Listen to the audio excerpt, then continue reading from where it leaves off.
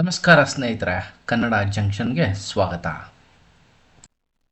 ಧನುಷ್, ನಾಗಾರ್ಜುನ ಹಾಗೂ ರಶ್ಮಿಕಾ ಮಂದಣ್ಣ ಪ್ರಮುಖ ಪಾತ್ರದಲ್ಲಿ ನಟಿಸಿರುವ ಬಹು ನಿರೀಕ್ಷಿತ ಸಿನಿಮಾ ಕುಬೇರ ರಿಲೀಸ್ ಆಗಿದೆ. ತೆಲುಗಿನ ಜನಪ್ರಿಯ ನಿರ್ದೇಶಕ ಶೇಖರ್ ಕಮ್ಮುಲಾ ಆಕ್ಷನ್ ಕಟ್ ಹೇಳಿದ್ದಾರೆ. ಈ ಸಿನಿಮಾ ಹಲವು ಕಾರಣಗಳಿಗೆ ಪ್ರೇಕ್ಷಕರ ಗಮನ ಸೆಳೆದಿತ್ತು. ಟ್ರೇಲರ್ನಲ್ಲಿ ನೋಡಿದ ಧನುಷ್ ಅಭಿನಯ, ಇನ್ನೊಂದು ನೆಗೆಟಿವ್ ಶೇಡ್ನಲ್ಲಿ ತೋರಿಸಿರುವ ನಾಗಾರ್ಜುನ ಪಾತ್ರ, ಇವರಿಬ್ಬರ ಪಾತ್ರಗಳು ಹಾಗೂ ಮುಖಾಮುಖಿಯನ್ನು ಕಣ್ತುಂಬಿಕೊಳ್ಳುವುದಕ್ಕೆ ಪ್ರೇಕ್ಷಕರು ತುದಿಗಾಲಲ್ಲಿ ನಿಂತಿದ್ದಾರೆ. ಜನಸಾಮಾನ್ಯರನ್ನು ಪ್ರತಿನಿಧಿಸುವಂತಹ ಅಪರೂಪದ ಕಥೆಗಳಿಗೆ ಜೀವ ತುಂಬುವ ಪ್ರಾಮಾಣಿಕ ಪ್ರಯತ್ನವನ್ನು ಮೊದಲಿನಿಂದ ಮಾಡಿಕೊಂಡು ಬಂದಿರುವ ಧನುಷ್ ದಕ್ಷಿಣ ಭಾರತೀಯ ಚಿತ್ರರಂಗದ ಅದ್ಭುತ ನಟ.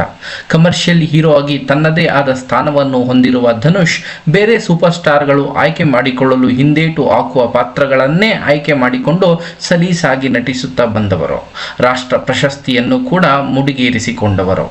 ಬೇರೆ ಬೇರೆ ಚಿತ್ರರಂಗದ ಸ್ಟಾರ್ಗಳನ್ನು ಇಟ್ಟುಕೊಂಡು ಇಷ್ಟು ಒಳ್ಳೆಯ ಚಿತ್ರವನ್ನು ಶೇಖರ್ ಕಮ್ಮುಲಾ ನಿರ್ದೇಶಿಸುತ್ತಾರೆ ಎನ್ನುವ ನಿರೀಕ್ಷೆ ಇದು ಹುಸಿ ಮಾಡಲಿಲ್ಲ. ಶೇಖರ್ ಕಮ್ಮುಲಾ ಅವರ ಬರವಣಿಗೆ ಮತ್ತು ದೇವಿಶ್ರೀ ಪ್ರಸಾದ್ ಅವರ ಸಂಗೀತ ಈ ಚಿತ್ರದ ನಿಜವಾದ ಶಕ್ತಿ. ಇವರಿಬ್ಬರನ್ನು ಬಿಟ್ಟು ಕುಬೇರ ಮತ್ತೊಂದು ಆಕರ್ಷಣೆಯ ಕೇಂದ್ರ ಆಗಿದೆ.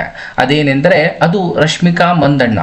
ಭಿಕ್ಷುಕರನ್ನು ಬಳಸಿಕೊಂಡು ಸಾವಿರಾರು ಕೋಟಿಯನ್ನು ಅಕ್ರಮವಾಗಿ ಬಿಲಿಯನೇರ್ಗಳು ತಮ್ಮ ಖಾತೆಗೆ ವರ್ಗಾವಣೆ ಮಾಡಿಕೊಳ್ಳುವ ಒಂದೆಳೆಯನ್ನು ಇಟ್ಟುಕೊಂಡು ಕುಬೇರ ಸಿನಿಮಾ ಕಥೆಯನ್ನು ಹೆಣೆಯಲಾಗಿದೆ.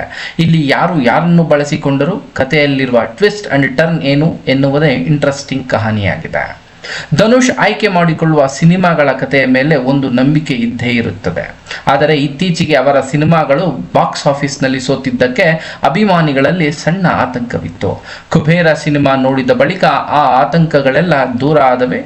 ಸಿನಿಮಾದ ಹೈಲೈಟ್ ಏನು, ಪ್ಲಸ್ ಪಾಯಿಂಟ್ ಏನು, ಮೈನಸ್ ಪಾಯಿಂಟ್ಗಳೇನು ಎನ್ನುವುದನ್ನು ನೋಡೋಣ ಬನ್ನಿ. ಕುಬೇರನ ಕತೆ ಏನು? ಈ ಸಿನಿಮಾದಲ್ಲಿ ಧನುಷ್, ನಾಗಾರ್ಜುನ, ರಶ್ಮಿಕಾ ಮಂದಣ್ಣ ಹೊರತಾಗಿ ಮತ್ತೊಂದು ಪಾತ್ರ ಪ್ರೇಕ್ಷಕರನ್ನ ಕಾಡುತ್ತೆ. ಅದುವೇ ಉದ್ಯಮಿ ನೀರಜ್ ಪಾತ್ರ.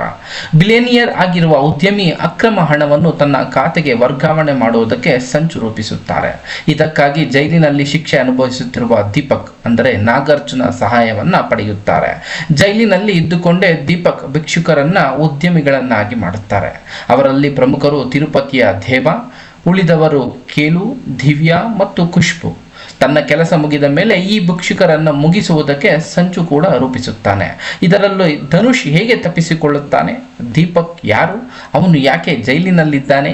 ದೇವ ಹಾಗೂ ಸಮೀರಾ ಹೇಗೆ ಭೇಟಿಯಾಗುತ್ತಾರೆ ಎನ್ನುವುದನ್ನು ತಿಳಿಯುವುದಕ್ಕೆ ಈ ಸಿನಿಮಾವನ್ನ ಖಂಡಿತ ನೋಡಲೇಬೇಕು. ಕುಬೇರನ ಕತೆ ಆರಂಭವಾಗುವುದಕ್ಕೆ ಸ್ವಲ್ಪ ಸಮಯ ಹಿಡಿಯುತ್ತೆ. ನಂತರ ಕತೆ ವೇಗವನ್ನ ಪಡೆದುಕೊಳ್ಳುತ್ತೆ. ಭಿಕ್ಷುಕನಾಗಿ ಧನುಷ್ ಮತ್ತೊಮ್ಮೆ ಭೇಷ್ ಎನಿಸಿಕೊಳ್ಳುತ್ತಾರೆ. ಎಮೋಷನಲ್ ಸೀನ್ಗಳಲ್ಲಿ ಬೆಸ್ಟ್ ಪರ್ಫಾರ್ಮೆನ್ಸ್ ಅನ್ನ ಕೂಡ ಕೊಟ್ಟಿದ್ದಾರೆ. ಧನುಷ್ ಬಳಿಕ ನಾಗಾರ್ಜುನ ಪಾತ್ರ ಪ್ರೇಕ್ಷಕರನ್ನ ಖಂಡಿತ ಮನಸೆಳೆಯುತ್ತೆ. ಎಲ್ಲಕ್ಕಿಂತ ಸರ್ಪ್ರೈಸ್ ಎನ್ನುವುದು ನೀರಜ್ ಪಾತ್ರದಲ್ಲಿ ನಟಿಸಿರುವ ಜಿಮ್ ಸರಬ್ ಅಭಿನಯ.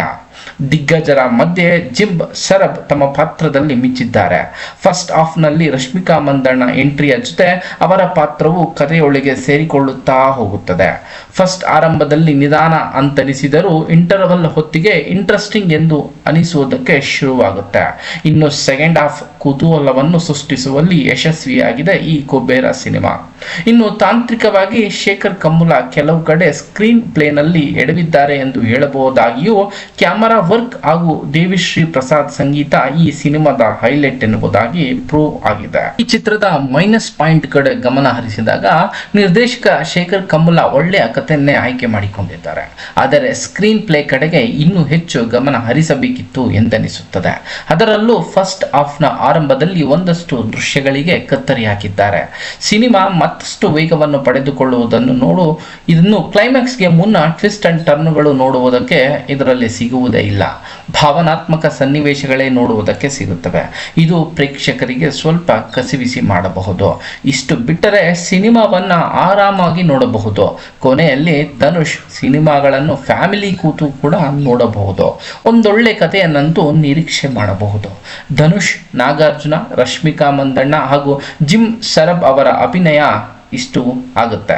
ಒಂದಿಷ್ಟು ಚಿಕ್ಕ ಪುಟ್ಟ ತಪ್ಪುಗಳಿವೆ, ಕೆಲವು ಕಡೆ ಲಾಜಿಕ್ ಕೂಡ ಮಿಸ್ ಆಗಿದೆ. ಹಾಗಿದ್ದರೂ ಕುಟುಂಬದ ಜೊತೆ ಒಮ್ಮೆ ಹೋಗಿ ಸಿನಿಮಾ ನೋಡುವುದಕ್ಕೆ ಏನೂ ಸಮಸ್ಯೆ ಇಲ್ಲ. ಪ್ರಸ್ತುತ ದಕ್ಷಿಣ ಭಾರತದ ಚಿತ್ರರಂಗದಲ್ಲಿ ಕುಬೇರ ಸಿನಿಮಾ ಯಶಸ್ವಿಯಾಗಿ ಮುನ್ನುಗ್ಗುತ್ತಿದೆ. ವಿಡಿಯೋವನ್ನು ನೋಡಿದ್ದಕ್ಕಾಗಿ ಧನ್ಯವಾದಗಳು. ದಯವಿಟ್ಟು ಸಬ್ಸ್ಕ್ರೈಬ್, ಲೈಕ್ ಮತ್ತು ಶೇರ್ ಮಾಡಿ.